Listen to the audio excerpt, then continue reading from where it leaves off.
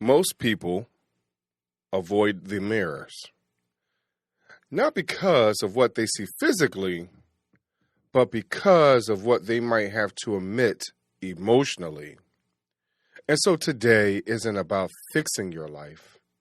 It's about finally seeing yourself clearly. If you've ever asked, is this really all there is? Well, this episode may be for you. Let's talk about it right after this. Educate, empower, enable, impact. Thank you for tuning in to That Will Never Work, an award-winning podcast where we share inspiring information and personal experiences related to business and the entrepreneurial journey from those who are leaders in their respective field. Now, here's your host, author and business coach, Maurice. So I just want y'all to know that this has been a journey for myself, this particular episode. And so when we speak about being honest with ourselves, that is a really, really hard question. And so right now I want you to ask, when was the last time you were honest with yourself about who you've become? Now, let's understand the reason why we would like to be honest. We want to be honest because we need to understand the truth. We need to look at things from a higher level or a higher perspective. Also, in there, we need to understand that awareness, this is where we're going, that awareness always precedes your transformation. And a lot of times, we're not as aware as we believe. And I can attest to that. You know, it depends on who you are surrounded by. Is that breakfast table mentality. And if the people that are around you, quote unquote, are yes individuals, you may not be totally aware of who you really are. If those individuals are yes people, you may not be totally aware of who they really are. And so we surround ourselves with individuals who are not telling us the truth and being honest. And so are we able to really be honest and true to ourselves? And at times we do that because we are possibly avoiding a identity that we feel like we might have outgrown, we want to move past or whatever.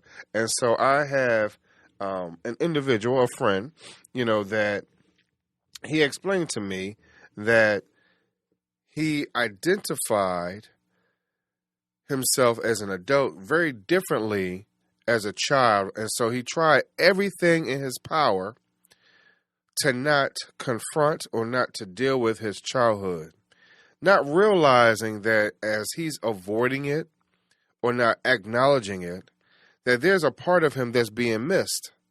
And so those things that he really enjoyed as a child that might have brought him a little more comfort, he totally forgot about. He moved away from it.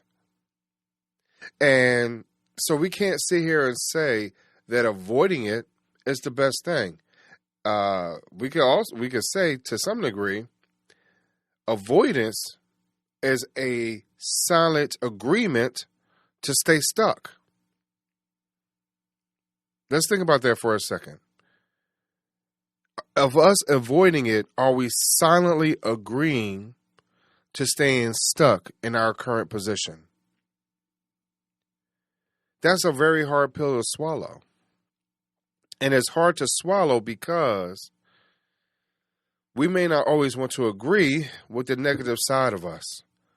But if we sweep it underneath the rug and not deal with the circumstances, the situations, whatever it might be, how are we to get over the hump? And so I want you to understand that the mirror doesn't always judge who we are. Unfortunately, we may judge ourselves. But the mirror is just revealing who we really are and what's really going on. And a lot of times we don't like what we see because of the emotional, physical, at times, mental, and at moments, the spiritual revelation that we see. So the thing is, you can't change what you refuse to acknowledge. And I need you to understand that growth begins with the truth. And so for myself, it's taken a long time for me to understand why I have not reached my goals in the timely fashion that I had envisioned. I was not being honest to what limitations I might have. And so for some of us, it might be a fear of success.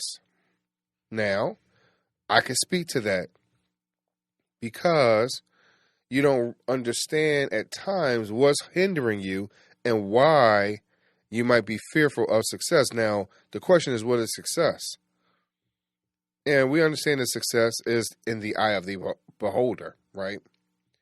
But let's say it is a fear of success that relates or equates to, let's say, fame, one way or another. Celebrity. We're not going to say fortune. We'll stick with just the fame, celebrity.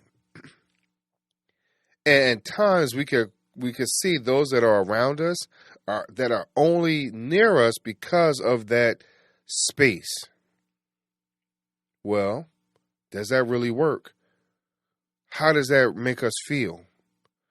Are we no longer ourselves? And I can attest to that because there were times when I would listen to those that might have been closer. It could have been a family member. It could have been a friend. And I envisioned that as soon as I would become famous or a celebrity, that someone will want to attach themselves to me in a negative space. And it will be disguised as love. It will be disguised as I have your back. And I've seen way too many examples of where people had given fake love or fake support. How do you deal with that? How do you roll with that? And so that has always been a challenge for me. Sometimes I cower away from who I really am, or I have cowered, I should say, from who I really am because of those external individuals. And because of that as well, internally, it made me wonder whether or not I was worthy of that next step. So how many of you relatively feel the same way? Are you looking in the mirror and trying to understand what is holding you back? And sometimes you may not understand what it is, or you understand what it is, but you don't like that feeling of being less than, not understanding your value, feeling worthless. You know that people, all your whole value or your worth is built upon someone being able to be elevated above you, beyond you, or whatever. I remember having a conversation with an individual who said in their workplace that they had an opportunity to do a great job, and an individual that they were working with took all the credit. And I asked the question, did you give them everything that you had, or did you just give them a piece of it? Because the thing is that you put together this project. They took credit for half of it. You didn't give them the whole piece. So because you didn't give them the whole piece, what is the project actually missing? Your expertise, your vibe, your energy, your explanation, and actually what they don't have is your vision. So I want you to keep in mind that as you look in the mirror and trying to be true to yourself, trying to be honest with yourself, are you giving 100%? Are you moving in the way that you need to move? And I guarantee that when you look in that mirror, it's not as bad as you think. You'll be able to hold your head high. You'll be able to move in different rooms and situations that you might not have been able to before. Keep it moving. Keep it rocking. And I'll talk to y'all a little bit later.